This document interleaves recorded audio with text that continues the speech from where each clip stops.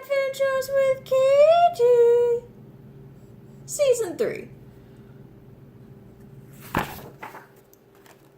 Mouthful on Fishes.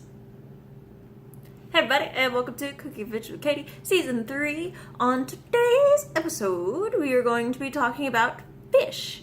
And now, for clarity and grammar reasons, fish and fishes are both correct.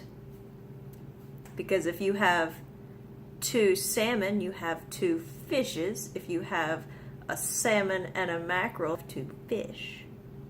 Okay, so let's get to some stuff. Alright, so generally speaking, all types of fish are good for you and are high in many nutrients that many people do not get enough of. All types of fish in general, meaning like you don't just have to eat salmon or tuna or swordfish or this or that. There are lots of different fishies in the sea, and yes, I used that incorrectly, and all of them more or less are edible. So with the whole overfishing thing, let's not fish so much salmon and not fish so much tuna so that we are overfishing, but let's fish other fish. Yeah, let's fish other fish. So some fish are better than others, with the fatty types of fish being the healthiest. Fatty fish are higher in vitamin D, offering 100% of your daily value of vitamin D in a 4-ounce serving, and they are higher than in omega-3s than your other lean fish. People who eat fish regularly have a lower risk of heart attacks, strokes, and death from heart disease. One study showed 40,000 men who had one or more servings of fish per week had a 15% lower chance of heart disease. And many observational studies show that people who eat more fish have a slower rate of cognitive decline. So your brain is still there the older you get. Studies have found that people who eat fish regularly are much less likely to become depressed. And a lot of these things have to do with the omega-3s. A lot of the benefits that fish have come with the amount of omega-3s in the fish. So, let's see. Several studies have found a link between omega-3 and a reduced risk of type 1 diabetes in children. So, ladies, eat your fish, but make sure that it's cooked. There is some evidence that fish and omega-3s may provide protection against macular degeneration, so we'll be able to see further into our lives than others, for those of us that eat fish. But be careful about farmed fish. While farming fish is better for the ecosystems and they don't kill out, salmon populations or whatever, increased fish have higher levels of mercury and pesticides and dioxins. Farm-raised fish can also contain a significant level of toxins, pesticides, and red fish are fed a dangerous red dye used to make them more unnaturally red, fish like salmon that are farmed. So there's those items. Before we get to the dishes for this week, so Friday's episode, I ate that chicken and then began fasting. Yes, I fasted until this morning. I know I was going to try and get till tomorrow, but I only fasted until today. I woke up this morning and could not get out of bed. Could not get out of bed. I was hot, and I'm not normally hot. It felt like I had a fever, that I was just hot all over, and my chest and my arms were heavy, and I just didn't want to move up, and I was very lethargic. And now, fasting is good for you.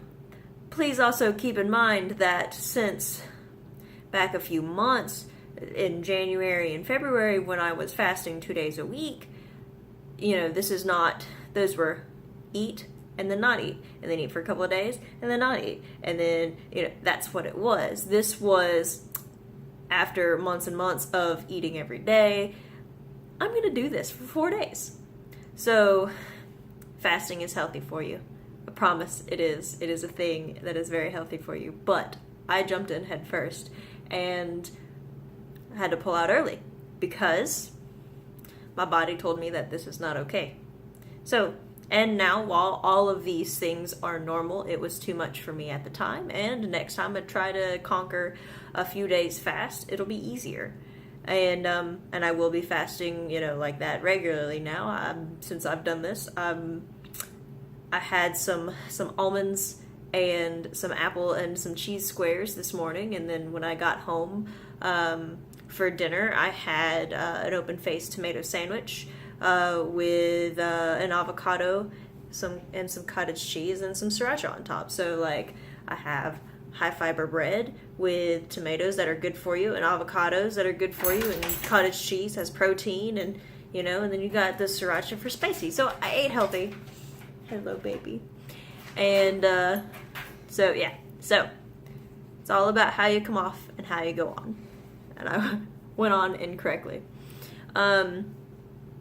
So now the recipes for this week, they are, or could be, roasted stuffed whole fish, poached quinellas, Thai fish cakes, or kedgeree. So, roasted stuffed whole fish, poached quinellas, Thai fish cakes, or a kedgeree, or kedgerees. Yeah, kedgeree. It's a rice dish. So, which would y'all like to see? Because either way, fish is gonna be tasty, and either way, something's gonna be made. But all of them sounded good when I was reading the instructions. And if I could find a recipe that'll tell you how to put a fish on a stick and cook it over a fire, I would do that because I'm a nerd like that.